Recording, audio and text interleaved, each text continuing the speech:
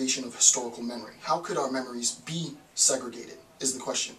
So, first bullet point. Thus, political identity becomes segregated or divided, right?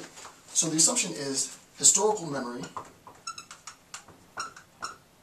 S-C-H-I-S-T-O-R-I, historical memory, M-E-M, historical memory leads to political identity. Right? Historical memory leads to political identity. Such is the case in the formation of what anybody, any citizen of the world, or any citizen of any respective nation, doesn't have to be the United States, the identity of the politic, the identity that the country, the nation assumes is contingent on its historical memory. So, in the example, before I move on, just to make it clear, in the previous videos, in the previous installment of this, I've already talked about this new attempt to, both within the German population, rightfully so, to address the concerns of National Socialism and the fact that Germany had a dark past, but also to move beyond that, to say that we as a German population are no longer that country. We are not those people, without denying that, right? So that the identity, the political identity of the German people is contingent on the historical memory that the globe has of what Nazi Germany did. It influences the political identity, but also the respective governments have to move beyond the negative aspects, right? And I talked about that previously. So political identity becomes segregated if it's the case that our historical memory is segregated, right? If our historical memory is segregated, then our political identity becomes segregated. Right? So the segregation within our historical memory leads to a schism, leads to a split in our political identity. That's the thrust of it. And I'll illustrate this in a second. Next bullet point, so that's the first. Right? The next bullet point is historical memory is separated into orthodox and heterodox histories. The master narrative is the orthodox narrative, right? So when we think about heterodoxy and orthodoxy, orthodoxy is the establishment, the status quo. This heterodoxy, this anti-racist, if you will, anti-status quo narrative is itself a condition of that dominant discourse, right? So we have orthodox, or R-T-H-O-D. We have an orthodox discourse, right? And that orthodox discourse reinforces racist ideology.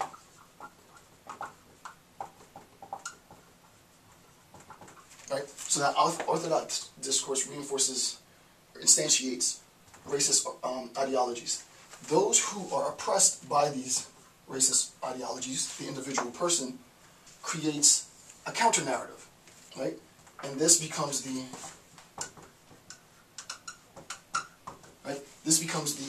heterodox discourse, right?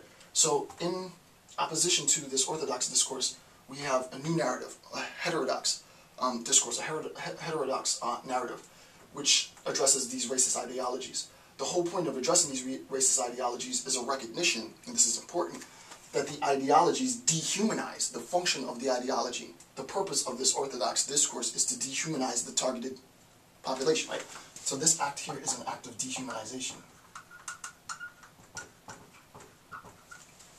And what Fourier says, though I'm not doing Fourier in this discussion, what Fourier says is the creation of this heterodox discourse is to rehumanize, if you will, right? To humanize those who had been previously dehumanized. So that this individual goes from a state of dehumanization to a state of humanization. Right? The individual goes from a state of dehumanization to humanization as a consequence of this heterodox discourse. So the discourse is essential for individuals who are oppressed. People say there isn't power in words, but there's the opposing adage that says the pen is greater than the sword, right? The pen is mightier than the sword. So creating this oppositional discourse to the orthodox discourse creates a condition in which we move from a dehumanized account to a humanized account. To be technical, hopefully that wasn't too complicated. If it was, I'll make sense in the diagram. Last bullet point is the following. Political unity is therefore divided or thwarted by this duality in historical memory, right? We have the appearance, what Du Bois is saying is that there is the appearance of sort of cliche, in a cliche sense, one nation. Right? There's this appearance of one nation, like one nation under God, whatever, but there's this appearance of one nation. The problem is that respective members within the nation, though the geographical borders bind all of us, this person subscribes to the Orthodox discourse, this person subscribes to the heterodox discourse, and so on. Right? So that we have different descriptions, and what ends up happening is, though we are geographically united, we are politically, right? We are politically, and this is not like left or right, right? We are sort of, the identity of the individuals are politically divided. This, give you an example.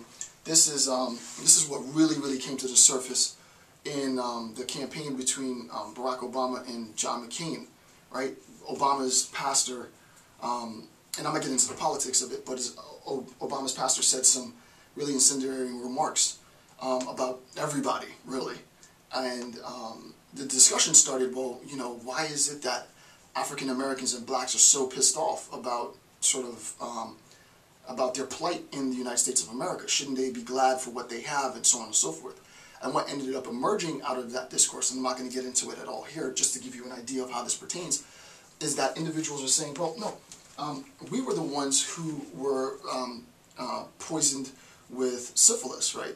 We're the ones that were enslaved. We were the ones that were lynched. We were the ones that were discriminated against, right? We were the ones that were told to be allegedly separate and equal, but were separate and unequal. So how is it that we're going to have the same historical memory as you are, right? Our historical memory is completely different. Therefore, our political identity is completely different, right? So the historical memory of those who have been oppressed by the dominant discourse, their political identity is going to be different. So what you end up having is the appearance of unity within this very toxic, dangerous sort of schism because of historical narrative, right? And that's, I can go into a lot more detail, but hopefully that's clear enough. So let's look at exactly how this unfolds within political discourse. So the figure 1, is my attempt to sort of represent what Du Bois means in this schism. How do we get to this political identity, the schism in political identity? I'm going to redraw the figure. I do encourage you to download the PDF, however. So we have orthodoxy, right, in opposition to heterodoxy, right? Okay, we have a historical narrative. And both orthodoxy and heterodoxy, as a condition of their existence, posit or create historical narrative. We are the dominant class. As the dominant class, we pride ourselves in our innovation and our anti-imperialism, our independence from Britain, our colonial formation, our industrialization, blah, blah, blah. There's a historical narrative for the orthodox. There's also a historical narrative for the heterodoxy, right? The heterodoxy creates a different narrative. We are the people who were on the boats. We are the people who were taken from our motherland. We are the people who were enslaved. We are the people who were tortured and beaten and so on. However, within, as I showed you before, the same geographical confines, the same geographical borders, we see that there's an appearance that there's a shared historical narrative, but there isn't. And the question is, how do we get the separation? What ends up happening is that political identity comes as a consequence, a direct, immediate consequence from the historical narrative of the orthodoxy.